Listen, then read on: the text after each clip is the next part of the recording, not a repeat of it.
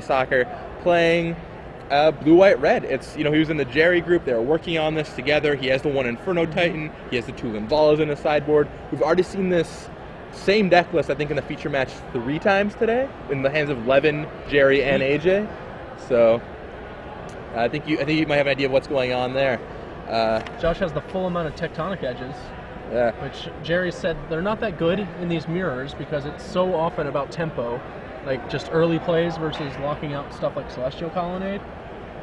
But I guess we'll get to see if that bears true. It looks like AJ has one more land than Josh as well.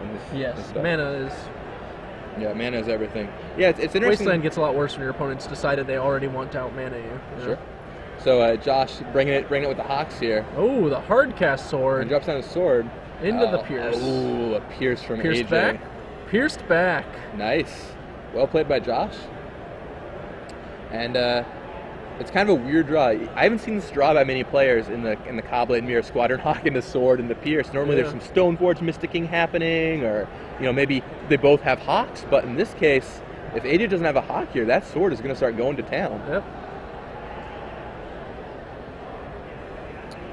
And Josh presents his deck back. AJ on the defensive very early. Looks like he's got some lands and a lightning bolt he can't cast in his hand. Uh-oh. I mean, there's a Jace, I see. And he has the Inferno Titan and the bolt, I think, towards the back there. I think, is that a Gideon Jura? Yeah, he's got Gideon in his hand Gideon, also. but he needs to get there first. All right, well, he's going to be drawing some cards with Jace, and that Jace is going to quickly fall, I imagine. Yeah. I think you Fate Seal or Brainstorm? You probably Brainstorm, right? He's Fate Sealing. Oh, Fate Sealing himself. Half a Brainstorm, really. Yeah, Scry. My favorite is like when you scry one and you put it on the bottom, but the worst is when you scry one and leave it on top. Not like in how it plays out, just in how it feels.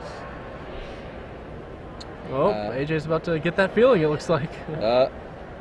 Not the ideal situation, but I guess if you're leaving it on top, it's not all that bad. No. Josh draws a Jace of his own, but I think he's probably just going to want to serve up with that sort of body in mind. Probably. Plus, he mills 10 cards, so if AJ left the card there... Well, he only mills 10 if he attacks AJ instead of the Jace. Correct. So, he does have a choice in that regard. But Josh has his own Jace in hand, so... Let's see where these Hawks go. Yep, they're East fighting going AJ. to the face. Josh is like, alright, I'll be the beatdown. Does Josh have another Spell Pierce in his hand? If he does, might be just what he's looking for. I know he has a Deprive. Oh, and there goes Sword of Feast and Famine. Ouch. Earlier, Mike Flores in the booth here was talking about how milling against the Cobblade deck can be really powerful, just if you hit their swords or Hawks, and Jake Van Loon and I argued about it a little bit, but I mean, I think there's definitely some value if you hit the right cards. It's not maybe amazing, but it's certainly it's decent. Sure. So AJ quickly brainstorms. He's rocking the brand new You're Fired sleeves from StarCityGames.com. He really needs a red source right here. Yeah, he's digging deep for one. Let's see, how many mountains is he playing? If he can move from Bolt into Inferno Titan on the following turn, he can take control of the game. Potentially. But if Josh has that Deprive in his hand, like we think he might, they'll put a wrench in the Inferno Titan. Yeah, it looks like he missed. Or wait, is that a fetch land behind that lightning bolt? It could be. He's putting Inferno Titan back, though. Yeah. Yep. I think AJ has decided that is not the course of action he's going for this game. Yep, that's Scalding turn. All right, so Inferno Titan goes away. And AJ finds his mountain.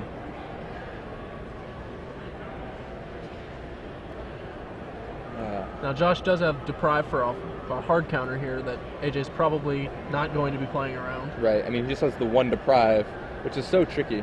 And AJ throws the Gideon into the bin. Yeah. Oh, but he does play the Deprive. It's kind of a good thing, because if he had a Leak and a Deprive, I don't think AJ could ever win this game, but... Yeah, he forces him to spend the Deprive on the Gideon. Yep. So now, do you think you attack him with the sword, or do you just go after Jace? Or do you just trade up Jace, assuming Josh has another land? I feel like you should just attack the Jace and then play your own Jace, but... well, Josh disagrees with us, clearly. Well, it doesn't look like Josh has another land. No, he has an island. Right there. Oh, he does, yeah. Yep. He deprived it back to his hands. Well, oh yeah, fair. So I guess he's on the beatdown plan this game. Yep. He's apparently just decided that Jace does not matter. Or he's just going to attack Jace and, you know, show that he's just going to befuddle us all. That's fair. Josh considering his line of play here. All right, he serves, and he could just attack AJ with the wolf and the I feel hawk. like, yeah, I think you attack Jace with everything here if you're, or attack your, I'm sorry, attack AJ with everything here if you don't attack Jace. Put him on dead next turn, right? Right. And AJ mills a bunch of cards. That Inferno Titan was just put back, goes away. Good. Fare thee well, Inferno Titan. And AJ quickly untaps his lands. He's looking for the he has answer. a pair of bolts. Oh, Day of Judgment. Off the top. It's a good one to draw. And we determined Josh does not have another counter in his hand? I don't believe so. Unless he happened to hit one with that preordain this turn, which I don't see one. I just see Gideon, Jace. Yeah, I see a lot of white cards. Yep. So it looks like AJ might go for the day here, clearing the board. He'll still be in tough shape. Josh just going to untap into Gideon. Right. Well, untap or trade Jaces, potentially. I feel like you probably just go for just Gideon. going to play the Gideon. Like, it's lethal. Like, AJ has to literally... It is lethal. The problem, of course, is that if AJ just drops down, like, any blocker, you know, Stoneforge Mystic or... Well, within turns, the Colonnade will come online. Right. Yep, and so here comes the day. Knocking down those creatures. And Josh reluctantly slams them in his graveyard. Yep. And then Mystic. Now I don't think he's going to play the Gideon. AJ could have held counter there. Not actually had the counter, but just repped it to try and slow down Josh. And he's getting sort of body in mind, because the Feast and Famine was milled away, which is surprisingly relevant right here. Well, I mean, body in mind's the better one, I think, a fair bit of the time. And in this matchup especially. It feels like, I think it's definitely a close call. With AJ at the left total use, he might just want the blockers. Yeah. On the flip side, being able to do more things, like he's got a lot of cards in his hand, so if he can just find a way to utilize all of his mana, get 2 uses out of all of his red sources potentially. It's also true. It's hard to know which one he would have picked. So Josh is looking at another Squadron Hawk in his hand. We got a Jace, and I think now he's choosing whether he wants to trade up Jaces or go for Squadron Hawks. And he looks through his graveyard and trying to just figure out what the plan of attack is. Definitely an interesting position. He's got a lot of options. They separate the men from the boys, as they say.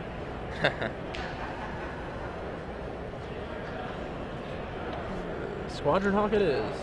Yep, and Hawks comes down. And do you think he's going to bring another Hawk in this turn? Nope, he just equips. Just equip. That's real good for AJ, who's got that bolt riding already. Yes.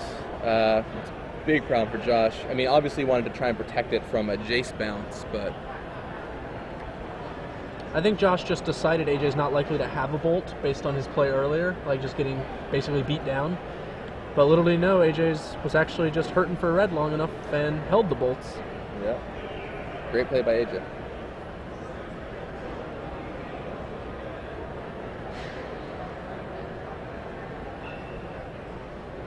And that Jace has been active for far too long. Yeah, this is where it starts getting itchy. Yeah, it was looking good for Josh, but that day and then the Jace powering things up. It's the funny thing about life points, of course. You only need one. Especially in these control mirrors. And the thing is, Josh doesn't have any reach. If he was playing the red version, he'd be like, well, I'll just eventually draw some lightning bolts, right? But he can't quite do that. Okay, so yeah, he bolts down the Hawk. And then it looks like Sword is going on that Mystic, judging by the main phase lightning bolt. I don't know. I think he just did it now because he didn't want to risk, he's already seen it deprive. Any more shenanigans could effectively end the game. It looks like AJ's thinking about it. He is thinking about it, for shuffle sure. cards a little bit. Yep, here we go. Yep, and there comes the Sword. And he's going for it, all right. Sword on Mystic. And this time it'll be Josh who gets milled. And I guess we do keep in mind, we don't know that AJ knows that Josh doesn't have red yet, so... Right. It could be like, well... That could be another incentive to go ahead and get it on that Mystic right now. Right. Although after this mill, I think after this mill is good probably idea. wising up, yeah. The jig will be up. Yep, the tech edge is definitely a full giveaway. Yeah, and yeah. AJ knows everything. Evolving Wilds, there we go. Someone's evolving wilds, get another red. Sure, Josh would love to see a land so he can serve with that colony. Well, now he's stuck on Mana Leak and Planeswalkers with some Hawks to boot. I mean, so he can jam down that Gideon, but I'm not even sure that's right. And that Jace is just really crushing him. But taking the time to kill the Jace means he can't do anything else, and that sword is just going to keep going. It's a rough choice for Josh here. Tables have turned. Indeed, they have.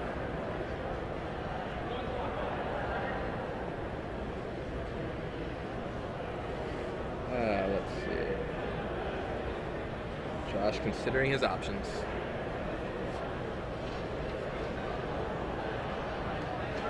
AJ's mana advantage is definitely displaying itself here. Definitely. Alright, so Stoneforge for Feast and Famine. Stoneforge, get the Feast and Famine before it's milled away, and then drop the Body of Mine on the Stoneforge. That both protects it from Jace being bounced, it cannot be lightning bolted, and it can block that Wolf token pretty convincingly. Most importantly, can't be blocked by that Wolf token. Also very true. So now he's going to defend himself from AJ's next hit with the Mystic and be able to threaten a pretty sweet attack.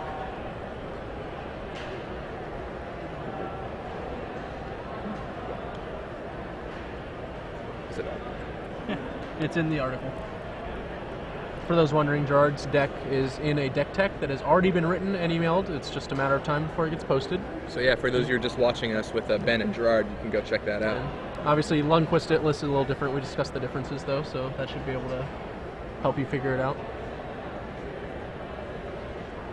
Fate Seal U. He's got another bolt. Interesting.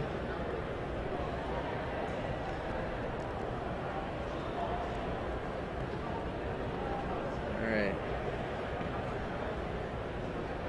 AJ's probably going to attack here and bolt to finish the job. He may play another spell. I mean, maybe you fear the bolt. Maybe he's worried about Josh not blocking. Intrigued. Okay, so he Gideon tapped comes out his down. red deliberately. Like, didn't make that play.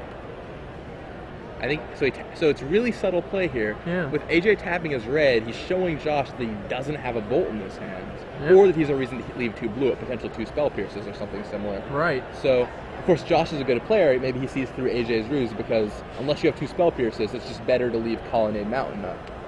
So yeah. So he's going to Mana trade leak. there. Mana leaks the Gideon. Now this attack doesn't accomplish anything, and And he just picks him picks up. up the cards. He realizes that AJ has successfully defended himself and locked the game. Oh man.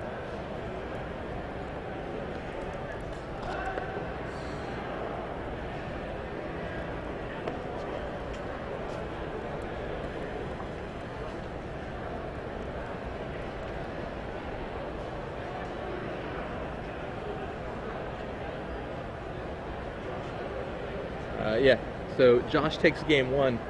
For those of you just joining us, I'm Gavin Verhey here with Glenn Jones, and we're watching the standard portion, round 5 of the Star City Games Open Series here on in Edison. Featured on your screen right now is Joshua Ravitz, a longtime player who And curmudgeon. and curmudgeon, who made top 8 last weekend with pretty much the exact same deck. On your screen now is AJ Sacher, who's playing Jerry's newest version of the Sparkblade deck, as they were calling it, the Cobblade deck with the red. Or Angry Birds, as our commentators in DC tried to affix that name to it. Sure. Twitter users have been having fun trying to name Gerard's deck. We've had I like Darkwing Duck personally. That's my favorite. We've had Blackhawk Down also, Dirty Birds. Dirty Birds is a popular Dirty one. Birds.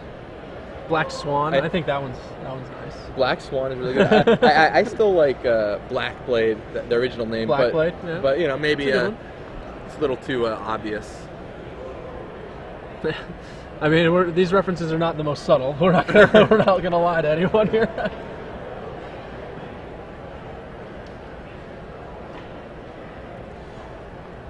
So what do you think you board here? So in Josh Ravitz's board, he's got a Sun Titan, which Definitely is almost the Sun assuredly Titan. coming in to bring him up to 2 Sun Titans. He's got Baneslayer Angels. Do you think you want those in this matchup? I think the Angel is pretty reasonable. It's not trumped by much, especially in AJ's list. Okay. And I could see bringing it in. Divine Offering. Divine Offering. Does Oust do anything? Probably not. Seems pretty bad. Yeah. Okay, and then Mortar Pod is the one that, like, I'm not sure about. I don't think you would bring it in. Want it. But at the same time, once that's in play against AJ's deck, he can only equip the Stoneforge. I don't think it's completely unreasonable. I probably wouldn't bring it in, but like, I just can't see it being better than another card most of the time. That's fair. Yeah, he doesn't have that many slots. Like, because I mean, best case, he doesn't have Basilisk Collar in his deck, so best case, all it's going to do is just take out. What do we think he is cutting, actually? I mean, he's definitely cutting the Sylvok Life. The Life Staffs, probably the Mana Leak, since most people don't like Mana Leak that much. Probably some of the days. Yeah, some of the days are probably. I don't know if he'll cut all of them, but some of them almost assuredly. Yeah. How do you feel about Spell Pierce in this matchup? I feel like it depends on what your plan is in the matchup. It's either good or horrendous, depending on what you're actually going to try and do in each game. And how about Gideon? Gideon, I think you just kind of have to keep in. He's really strong. He demands an answer from the opponent.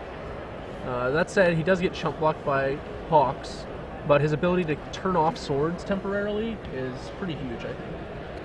On AJ's side, in his sideboard, he's got Divine Offerings, which he'll probably bring in for the swords, Cunning Spark Mages, which are certainly nice, Sun Titan of his own, and he's got these Linvals in his sideboard, but interestingly enough, Linvals are way better against the red version than this version, so I don't know if we'll see the Linvals come down. I doubt it. I mean, even though the 4-mana 3/4 flyer is nice because it blocks any one-sorted creature, right?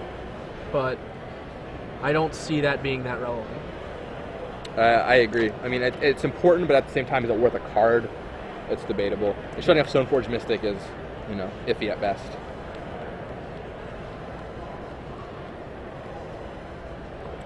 For those of you wondering, AJ is sporting the You're Fired sleeves, and there's 5 different kinds of these sleeves that Star City Games just came out with. There's one for every color. You can go onto the Star City Games website, check it out for yourself if you want to buy them. I think the blue Don't Daze Me Bro has been the most popular so far. Yep, by a stretch, I think. Although I'd tap that as also way up there, the white sleeve. Sure.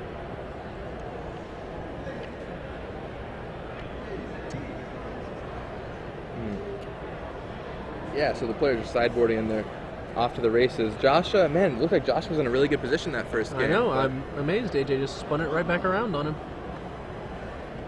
Sword of Body and Mind connected twice in that game? Well, on both sides of the table, it connected more than that, right? Well, sure. I meant, like, Josh connected twice and then it wasn't enough. Two times. And it still wasn't enough to take down AJ. So rare. I mean, that Day of Judgment for AJ was pretty timely, but to be fair, he could have drawn it at any time. He has plenty of them. No, AJ won. Yep. Oh, we didn't even notice we had the wrong game count up. Whoops. Sorry. No, Josh scooped it up. And off to some preordaining here. Josh leads with Tech Edge and Celestial Colony.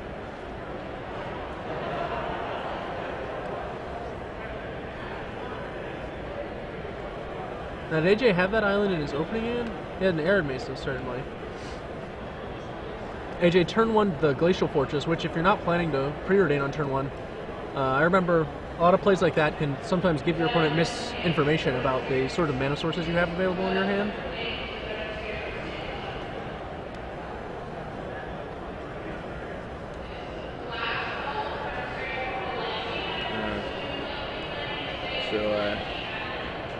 Now they're playing the slow control game here. We haven't seen a Hawk come down. We haven't seen a Stoneforge come down, which has been the typical turn 2 play in this matchup. Right, AJ just drops Arid Mesa right into the graveyard. Yep. Note that thanks to being on the play, Josh can keep a little looser than AJ because hands with Mana Leak become also keeps, versus normally you only want a hand with like a Squadron Hawk or a Stoneforge. Right. Because you can counter your opponent's Squadron Hawk or Stoneforge. AJ doesn't have that luxury because his Mana Leaks would be dead. Note that Josh did keep in Mana Leak, which we thought he might board out. Yeah, I mean, I was a big fan on the surface of Manalik in this matchup, but We brought in Condemn. But I've heard people putting it down. So Condemn is interesting. Condemn is interesting. He saw that Inferno Titan in the first game. Yeah. So maybe he's just worried about the fatties. He figures that AJ is likely bringing in, Sun Titan or something similar. And if the game goes long, it could be huge. Plus, condemning a sworded guy can be a huge swing because they just expect that sword to hit. Like if you go 5-mana Feast and Famine attack and you go Condemn, they're not going to expect it, and they're just out that turn because they spent so much mana on it. One turn can be all it takes sometimes. Exactly. I mean, then they're tapped out. And Stoneforge in the league.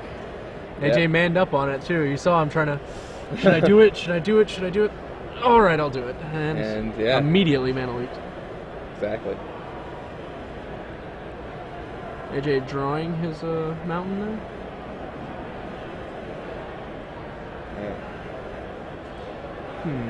So AJ's, well, all right, well, my Stoneforge got mana leak. Now what my plan is. So he's got like a Gideon in his hand. He's going to try a Cunning... No, not a Cunning Spark. No. Maybe Taps, a Cunning Spark. All untaps. right, thinking it over. Maybe trying to make Josh think he has something that he doesn't. Well, that's true. He doesn't have a Jace, but that kind of play would make him think, or is that... Did he draw a Jace? No, he has Jace, okay. He was thinking about Jace. I mean, AJ is a savvy guy. He's very savvy, yes. On the flip side, though, Josh has been around the block more than once. He knows his fair deal of mind tricks. Shine it again, and no cert again. Yeah, those leaks are sure shining for Josh here. And Josh is going to land go. Looks like Josh is sitting on Condemn, Titan. Gideon, Titan. He has a Divine Offering also. Oh, one of them is Divine Offering, excuse me. Tech edged one of AJ's lands. Right. Little easy to know that AJ's got plenty. And here comes Spark Mage. Not looking so hot right now. Yeah, I don't know about that Tech Edge. I wonder what Josh's plan is, because I felt like he'd be trying to get to Sun Titan, but... Well, Josh didn't have lands or really a way to get them, so I guess he figured I'll just try to cripple AJ. Yeah, that makes sense. And hope that gives me the time I want. And drawing that Jace certainly helped. Plus, we can just professionally pull Jaces off the top of our deck, and then we're fine. Yeah. That Jace is going to be very strong. Now that Spark Mage is going to have a little bit of an effect on the game, but still...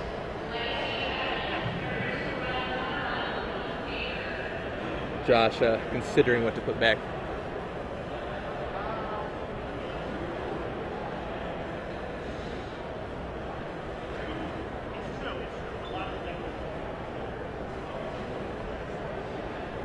And puts down his 5th land.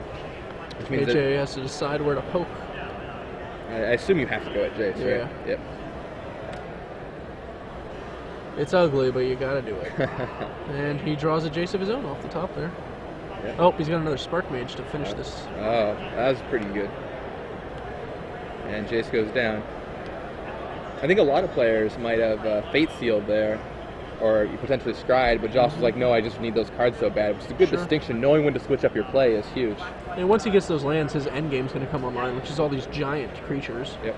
And now AJ is tapped somewhat low. I guess he still has 2 mana up to represent mana leak. But Josh could potentially deploy that Sun Titan or Gideon here, both of which are pretty backbreaking. Well, the Sun Titan will be recurring a Tectonic Edge, which actually doesn't get any of AJ's lands right now. Right, but I mean, still but pretty... it's certainly huge, yeah. He's going to go with the Gideon instead. I mean, Josh has a Stoneforge Mystic in his hand, but with that double Cunning Spark Mage on the other side, it certainly looks a lot less tempting. Gideon assassinating one of the Spark Mages?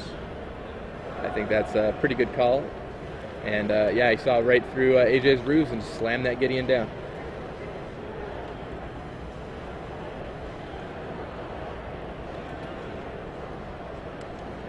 Jesadaru? And there's a Jace on AJ's side. He's happy he got to deploy that. I guess we can kind of probably safely assume AJ may have boarded out Lightning Bolt. I don't think... How many mountains do they run? I don't think he can afford to fetch another mountain here, even if he had one. AJ has 3 mountains in his He does have 3, so he could, but I don't think he can go down to no ways to find white, probably. That'd be pretty slim. I mean, the white seems pretty important. Especially, as he's looking at a hand of Gideons and Stoneforge Mystics. I feel like it's really interesting in these matchups, because Lightning Bolt is not a card you want like a ton of the time, but killing Stoneforge Mystic and killing Jace are both huge, at least being able to represent those. I wouldn't be surprised if AJ shaved some, though, because looking down at your opening hand of like 2 Lightning Bolts just isn't that exciting.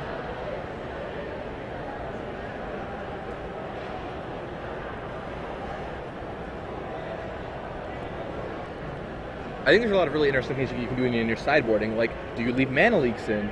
Do you leave Spell Pierce in? Do you leave Lightning Bolt in? I mean, there are a lot of really interesting questions that totally depend on what your plan is. I believe we just drew another Condemn there. Getting on the offensive, Spark Mage blocking and zapping.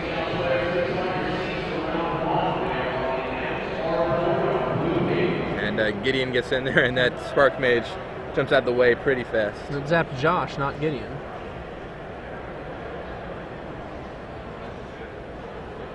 Ruh-roh, Raggy. And here comes back Tectonic Edge, which, granted, isn't going to kill anything right now, but still, an extra land is pretty nice, and having the ability to kill something, especially AJ's second white source later on, could be crucial.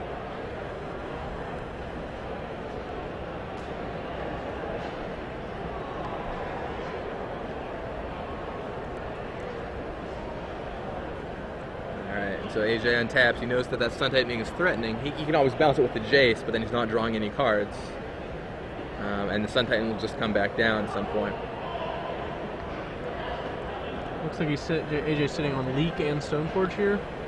Drew a Plains. Big game, big game.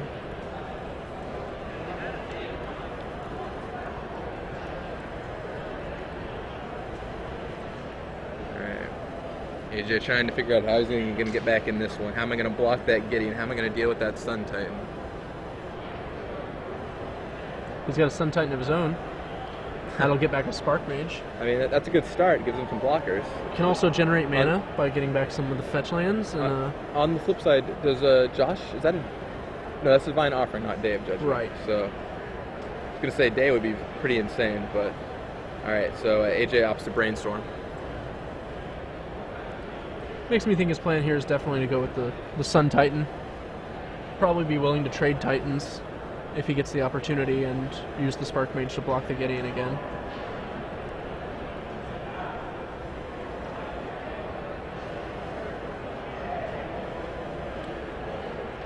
Okay. And he plays his land, taps a bunch of mana. Oh, here comes Sun Titan. Sunny side up. Bam! Nice promo Sun Titan to match the normal one on Josh's side of the board. I like the normal ones, Art. I also like the normal ones, Art.